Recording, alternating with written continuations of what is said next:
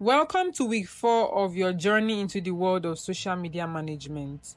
This week, we'll be talking about community management and ads creation. By the end of the week, you should be able to understand how to manage an online community. You should be able to generate leads, run Instagram and Facebook ads, Google ads, and also run TikTok ads. What is an online community? An online community is a group of people who interact with each other through an internet-based platform, such as a website or a social media platform like Instagram, Facebook, TikTok, LinkedIn, and many other platforms. These communities may be centered around a common interest, hobby, or a cause, and members can participate in discussions, share content, collaborate on projects. This should not be new to us because some of us are in some communities like WhatsApp groups, Facebook groups, Telegram groups of people that share similar interests, talk about things, share content, and all of that. That is what an online community is. Moving on, what makes an online community? Like I said earlier, a shared interest or goal, a digital presence or platform. Yes, there has to be a platform like WhatsApp, Telegram, Twitter, Reddit, and other platforms like that. Then there has to be interaction and communication. There has to be also branding and recognition. Like it is something that will be known. There are some influencers that have communities, and some of us would have joined these communities one way or the other. There are some communities that they are paid, they are not free. You have to like join their community by paying an amount just because of the benefits that you'll be getting from the community. Also, a set of core values and rules that will govern the community, and also conversion, because that is the end goal of a community. You are building a group of people that at the end of the day you can be able to sell to them or like make them to take an action. I hope you understand that. What a successful online community looks like. A successful community has content. Yes, there is content in a successful community. Then there is also strategy. Yes. Then also interaction. There will be interaction amongst the members of the community. Then growth. Obviously, if a community is successful, there will be growth and also visibility. The community will grow and people will know them, that this particular group of people or this particular community is for this and that. Now, what makes a feeling community, or what does a feeling community looks like? Unrealistic strategy and goals. When the community manager does not have any realistic strategy and goals, the community will definitely fail. A failing online community will also have zero conversions, low engagement. There would be inconsistent branding. Also, spam messages. People will just be sending messages when there is no rule, there's no guide, there's nothing that is governing the online community. People will just be sending messages anyhow. Then the content of the community will also be shallow. Like there's no drive, there's no goal for the content, no strategy. That is why having a social media community manager is very necessary. What are the importance of building an online community? The first one is building relationships, loyalty, and retention. Because online communities can provide a way for businesses to connect and build relationships with their target audience who share their interests or goals. I hope you understand that.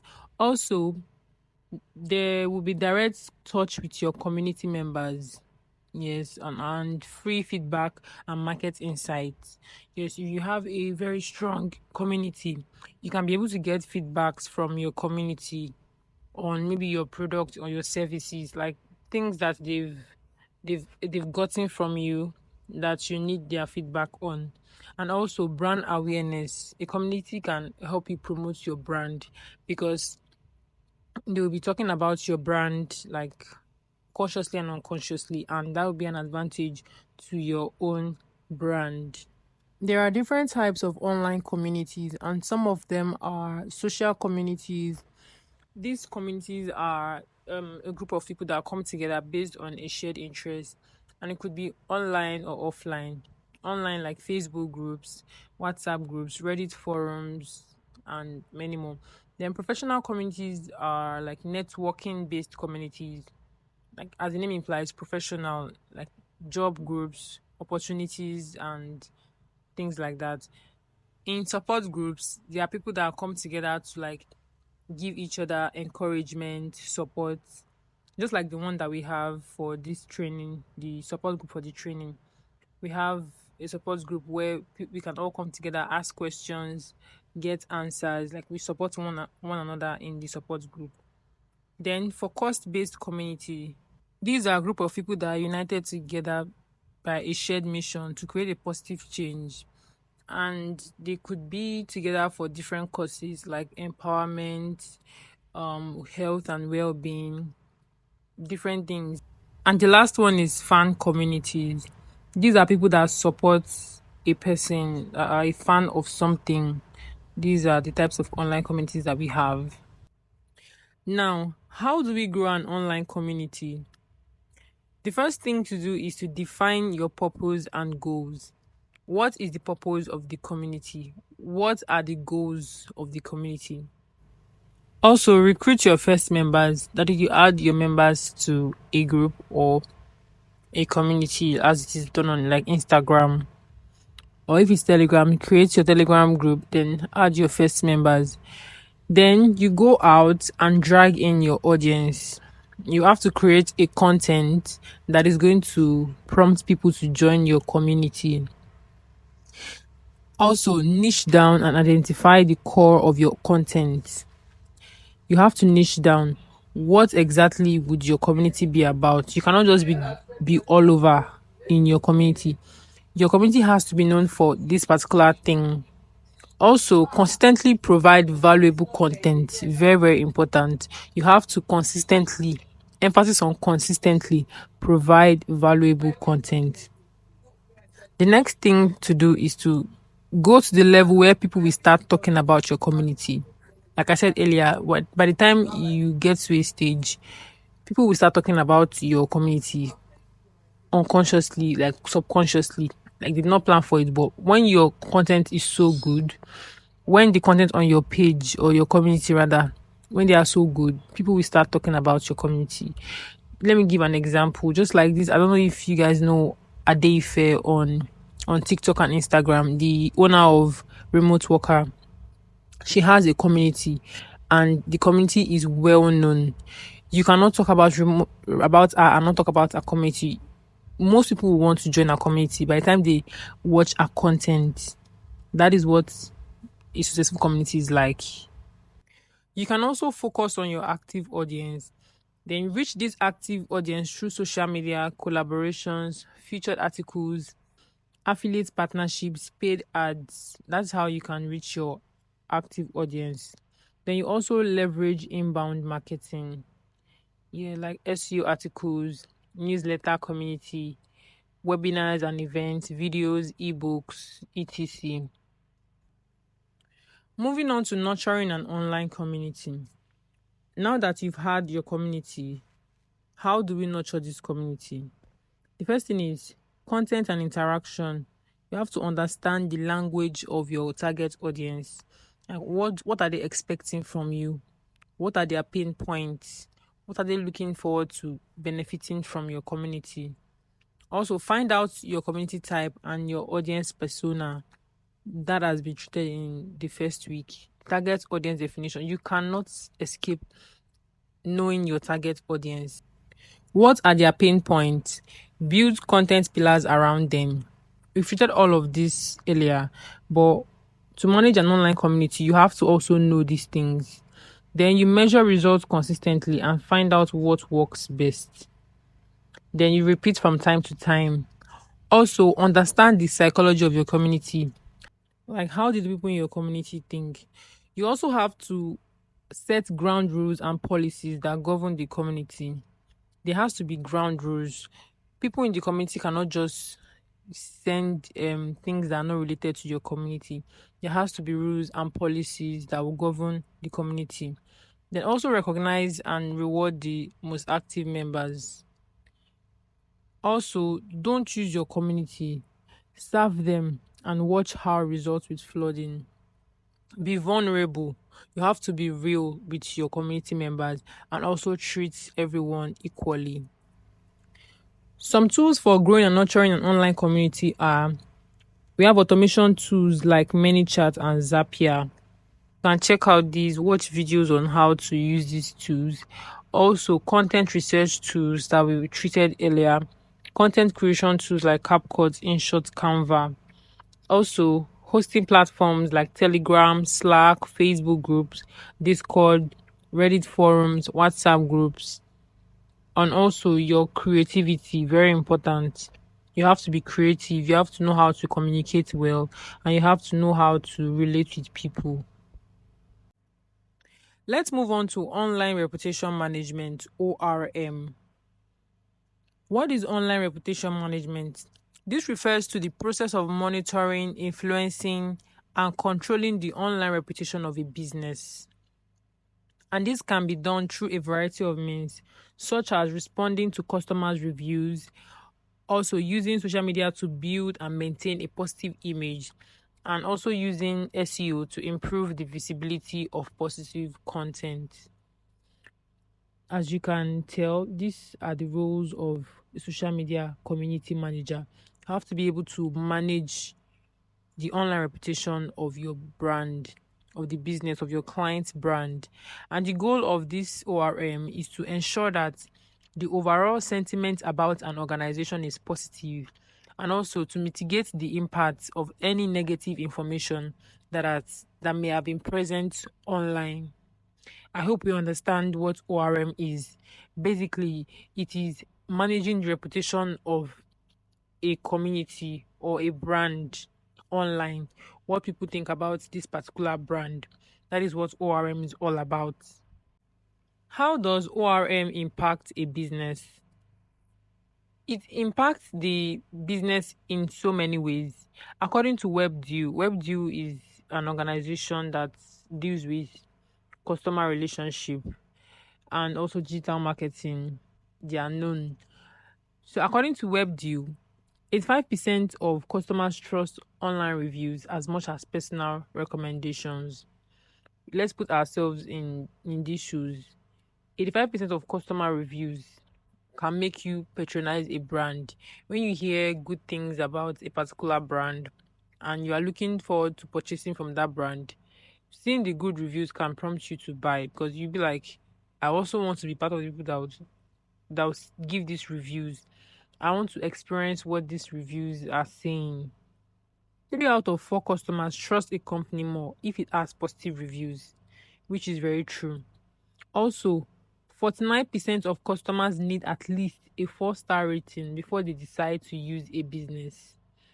A 4-star rating out of 5 is one of the things that will make you patronize a brand, because when a brand has 4-star rating, you'll be like, okay, this brand is very, very trustworthy. I can patronize this brand. 92% of customers are less likely to visit a page after reading negative reviews. I do that also. By the time I see that the negative reviews on a particular business page is more than the positive reviews, I go through the comment and I see that people are really commenting negatively without the comments being addressed. I would not patronize that brand. 94% of customers state that positive reviews make them more inclined to use a business, which is actually very true. But according to statistics, 94% of customers will be more inclined to a business that has positive reviews. I hope you understand how ORM can impact a business. It is very, very important. How you are able to manage the reputation of your client's brand is very, very important. Now, how do we do this ORM on social media? The very first thing and very important thing to do is never to ignore negative reviews on social media. I'm not saying as a customer, I'm saying as you that is the social media community manager. Never ever ignore a negative review.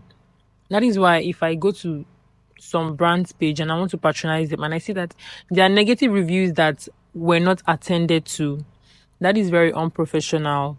I would not patronize that brand. Same with you also.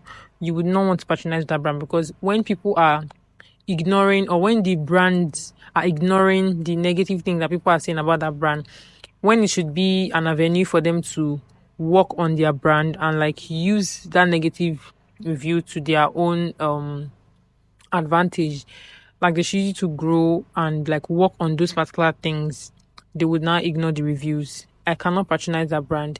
You also will not patronize that brand. So instead, monitor your social media accounts regularly to see what is being said about your business. Yes, so as a social media manager, you have to monitor the social media accounts of your clients or of your own business to see what is being said about your business.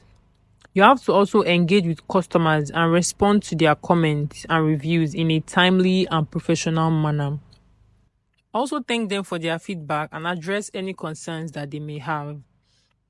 Also, use social media to showcase your brand and highlight positive customers' experiences. That is a content on its own, a content pillar rather. You can also share customers' testimonials and success stories to help build a positive online reputation. Encourage your customers to leave reviews on your social media accounts and also review sites like Yelp and Google if you use Google, or if your business is registered on Google rather. Then also respond to these reviews in a positive way and address any negative feedback.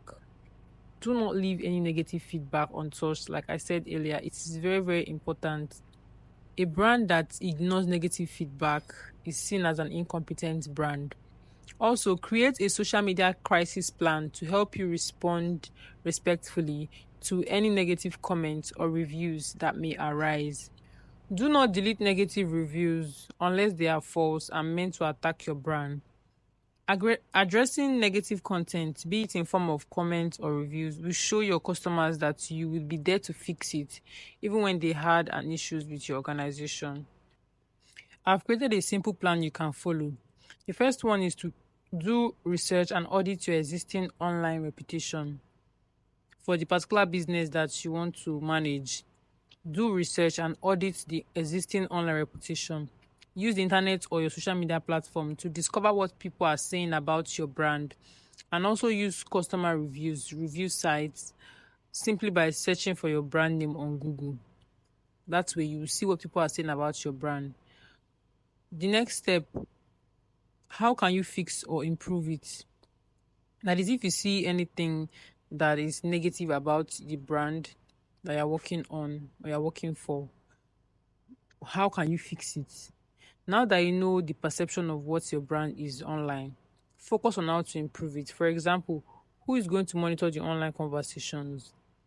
That is the work of a social media community manager.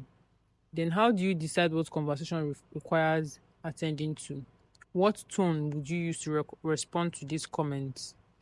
Then, the next thing is to take action. The feedback and reviews that you get from your audience will help you understand how to make your product or services better.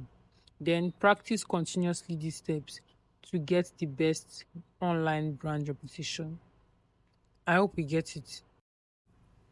Some online reputation management automation tools are Google Alerts. Google Alerts is very easy to use. You can search up videos on how to use Google Alerts. It's very easy to use. Just go to Google Alerts and sign up and follow the prompt. Also, social media monitoring tools such as Hootsuite, Brand24. Then review and reputation management tools such as Reputation and Bird Eye. Then automated responses to reviews with the above dimension tools. Then other tools include Podium, Graders. All these tools are not hard to use. You can check up on these tools and watch videos on how to use them. Some of them will be linked in the description box, so just find some of them linked in the description box. The videos that I add to my playlist are very, very detailed. They are very detailed. Those are videos that guided me when I also had issues. So you have to watch those videos very well. If you have questions, come to me and I'm going to respond to you. Also, you can also go to the support group and type in your questions there and you'll be responded to.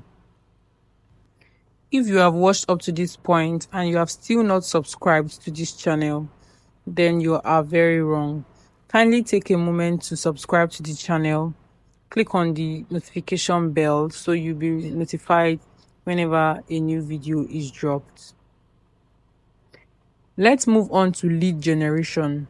We are done with community management. Let's move on to lead generation. What is a lead? A lead is a person or a company potentially interested in your product or service. A person that is interested in your product or service is considered as a lead. That is what they are called in this field, a lead. Then you must have information on a person for them to be classified as a lead. So lead and target audience are not the same. They are different concepts. Target audience, they are like, let me give a real world example. Target audience are, let's say in a class, target audience are everybody in that class. Because let's say your products will be useful to that class. Everybody in a particular class, in that particular class rather, they are your target audience. But only the people that sign up or the people that show a little bit of interest in your product or your service, they are the leads that you generated from that particular class. I hope you understand. So don't mix up lead and target audience. Now, what is lead generation? It is the process of finding leads, getting in contact with them, and working hard to convert as many people as possible. That is what lead generation is. As a social media manager, you must be able to generate leads for your brand. There are two different lead generation strategies that exist, and they are inbound lead generation and outbound lead generation. Inbound, as the word implies, inbound. This means that you draw customers in without them knowing and giving them a good reason to interact with you. And one of the ways you can do this is by telling a very good story, whereby the call to action will be that you tell them to sign up or just do something which they would not hesitate to, because the story that you told earlier was very, very relatable. Another way is to also give out freebies. Who doesn't like free things? If the free thing is very important to them, it's something that solves their pain point, or that targets their interest and pain point, then automatically your target audience will find you. They will take action. That is how to do inbound lead generation. For the outbound, you go out there, you show yourself to your prospective customers. You can do this by running ads to your target audience. Then by so doing, you'll be able to generate some leads. Meanwhile, you have to offer something that is very useful and relevant to your target audience. If not, if you run ads and it might not convert if there is nothing valuable in the ads. I hope you understand that. Now, what is lead magnet? What is a lead bait or magnet? A lead magnet is a high value content or service that you give out for free for the main purpose of gathering contact details. Like I said earlier, a lead magnet has to be something that will attract them, something that they will have no choice than to just do your call to action, either by signing up, filling a form, or texting you, or reaching out to the brand for whatever that they watched in the video, whatever that was promised in the video or in the content. It could be a flyer, it could be a story, it could be a video, it could be any type of content, it could be carousels, it could be reels, it could be anything. But the most important thing is that there should be something valuable, something useful that your target audience need. Examples of baits could be trial subscriptions, ebooks, videos, free consultations, etc. Just like Netflix, when Netflix first came into existence, when people got to know about Netflix, they first gave us, I think, is it a month for free, a month's subscription for free. That was a very, very good lead magnet. when you use the application for free, you would want to subscribe because you've already tried out the um the platform before. You already know how it works. You've already seen how good it is. There is no how you would not want to subscribe. At least they would convert a lot of leads. They would have converted a lot of leads by just doing that alone. So I hope you understand what lead magnets or lead bait is. Something that you give out to your audience for free, that is relevant, that is useful to them. Now let's go over how to sell. I've broken the steps down into 5 and we'll go over them one after the other. The first step is to understand the types of prospective buyers, and under these buyers we have 3 categories. The first category, they know they have a problem and are on the lookout for solutions. These people are not easy to convert because they already know where they want to purchase from. The second category, they know they have a problem but are not actively looking for a solution. While the third category, they do not even know that they have a problem. And these second and third categories are the most difficult categories, and that is where small business owners focus on, because those people in category 1, they already know where they want to buy from, and most of them will go to top brands in that industry to buy from. Now, how do you convert these difficult categories? Firstly, you educate them. Then you give out free resources and you position yourself as the obvious choice, and then make them an irresistible offer. By so doing, you should be able to convert some of them into buyers for your brand. The next step is to get to know your customers. You do this by knowing their deepest desires. What do they actually want? Find their hopes and dreams, their pain and tears. Then how do you find them? How do you find these pain points? How do you find these barriers? How do you find the things that your customers are talking about? You can find them by searching on Google popular blogs. Then you look at what they are discussing. Then you jot, organize your findings and information. Then see what you can come up with. The next step is to create the perfect bait. Your headline should also grab people's attention. Use numbers, then create irresistible intrigue, like things that will trigger them. Then also show what's in it for them. And also make sure that you are solving major issues with your bait. I've emphasized on this earlier. Make sure that your bait, in as much as it is free, there is something valuable that your audience will get from it. Then lastly, keep your bait simple. Keep your bait simple. The next step is to capture leads and get contact details. And at the end of this, you should have a call to action. It is very important. You have a call to action because it is this call to action that will direct your leads on what to do. If they are to click any link or to sign up for something or do any other thing that is required of them, just make sure that you include the call to action in your lead bait. By so doing, you'll be able to capture leads and get their contact details. The last step is to nurture and convert. After you have captured your leads and you already have their contact details, you already have them glued to your page. The next thing for you to do is to nurture and convert them into actual buyers.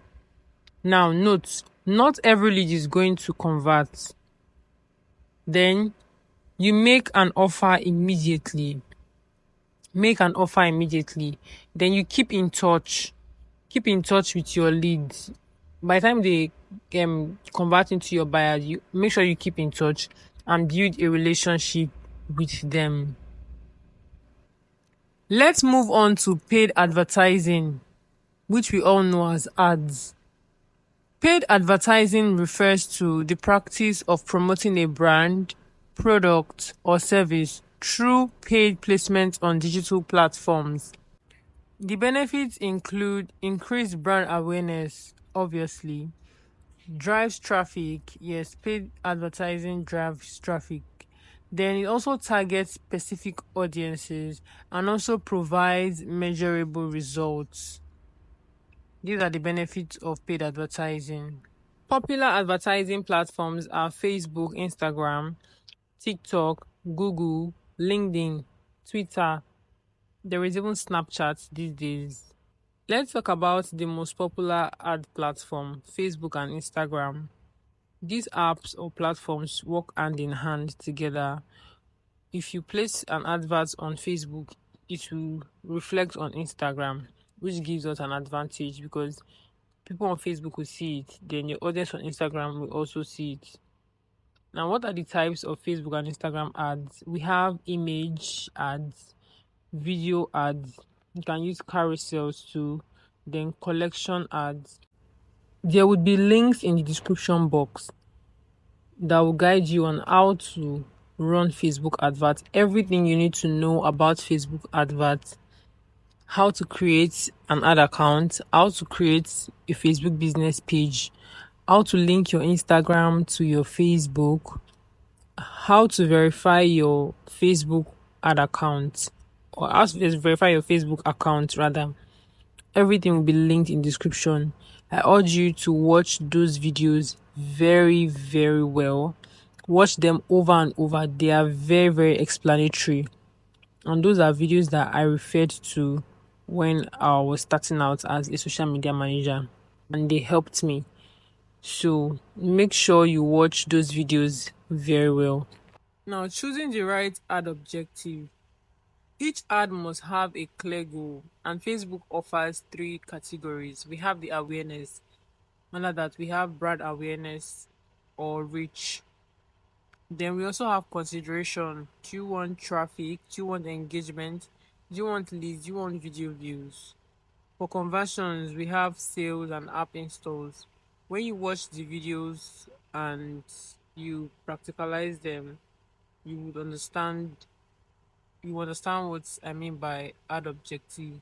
When you see these, you will know that they are the ad objectives I talked about in the class. For example, if you want to sell products, you choose conversions. If you want website visitors, you choose traffic. Now, your target audience definition is very important. That is why it was one of the first things that was taught in the training.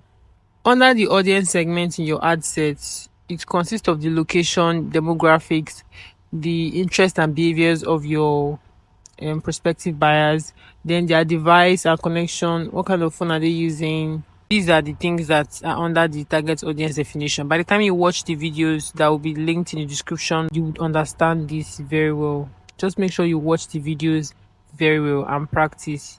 Like as you are watching the video, you are practicing what is there so you can follow up. Now we have different types of targeting. We have broad targeting. This targets a large audience. For example, all men aged 18 to 45 years. That is a large audience. We also have specific targeting.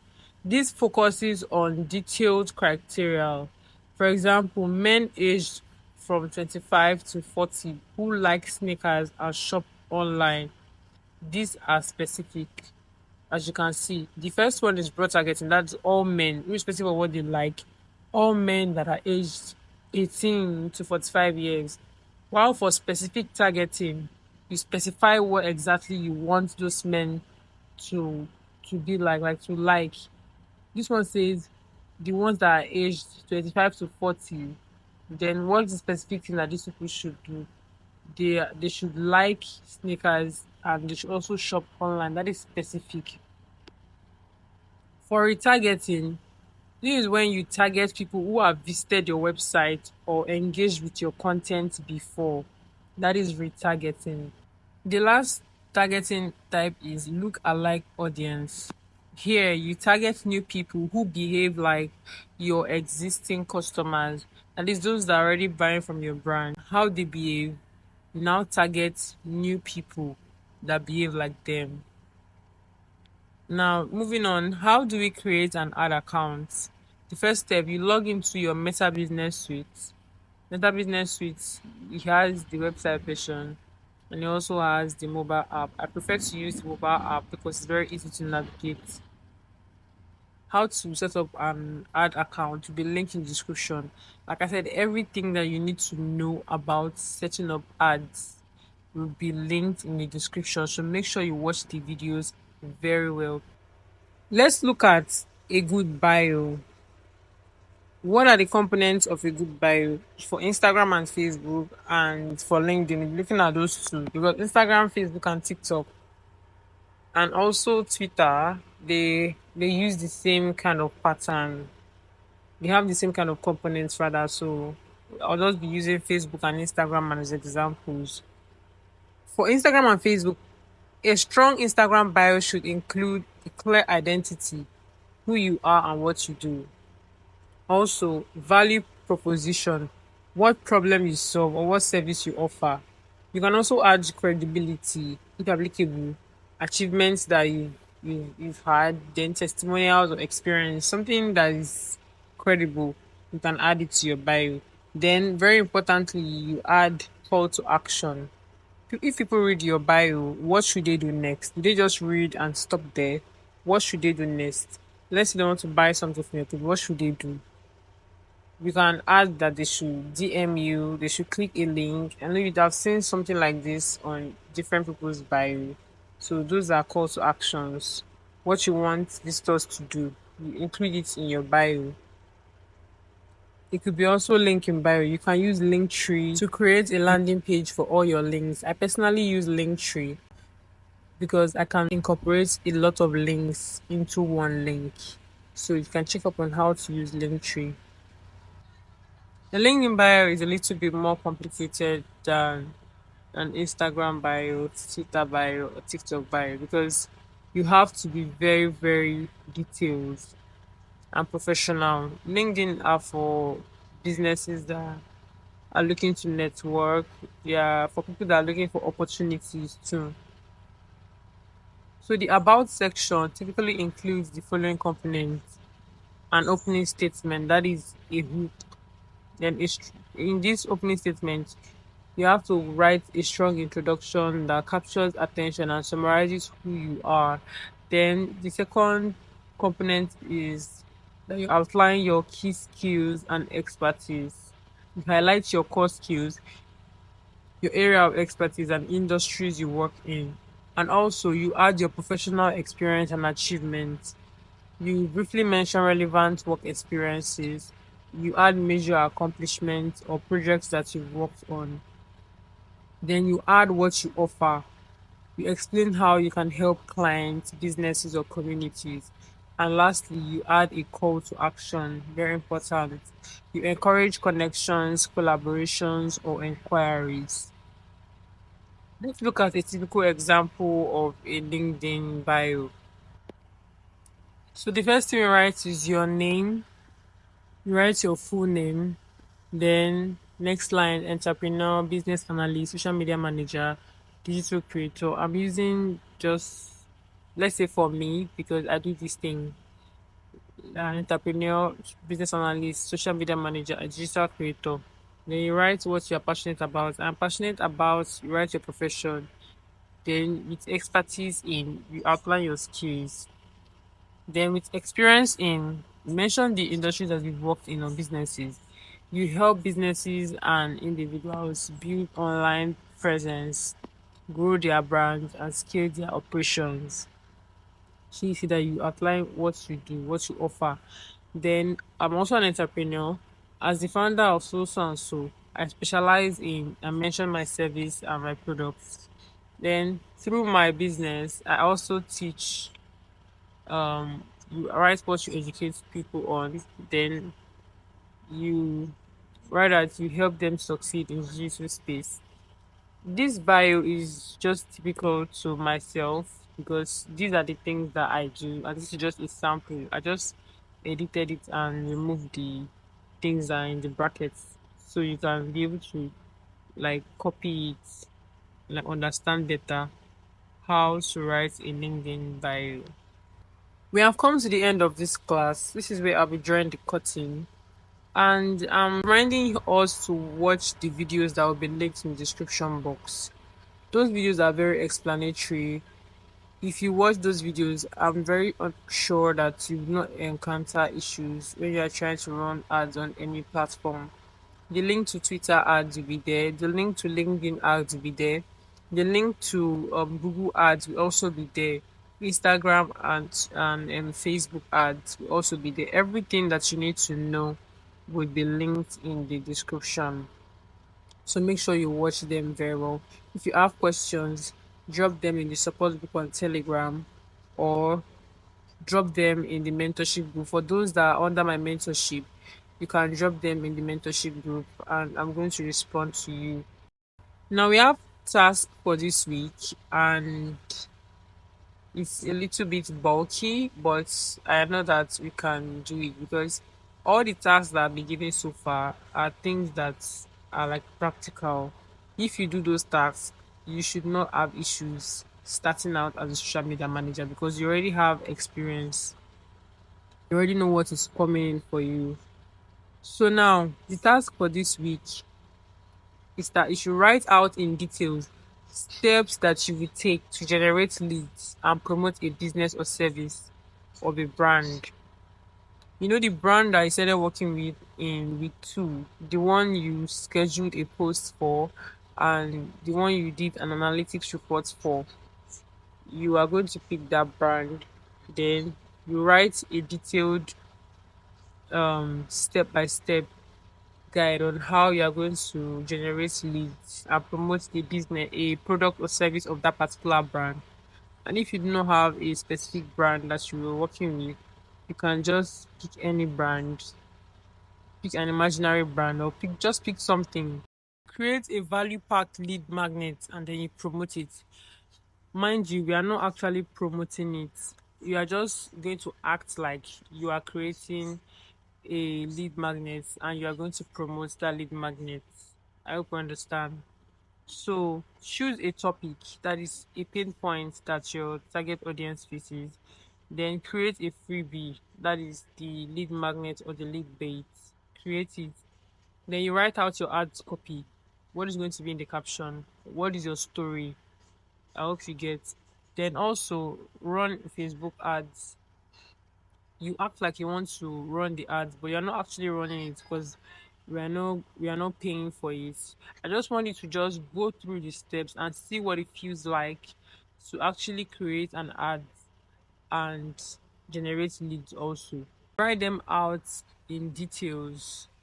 I hope you understand. For the Facebook adverts, from the first step where you are going to choose your ad objective, you write it out. Whatever you are going to fill in the category, just write it out because if I say you should start sending screenshots, it's going to be hard.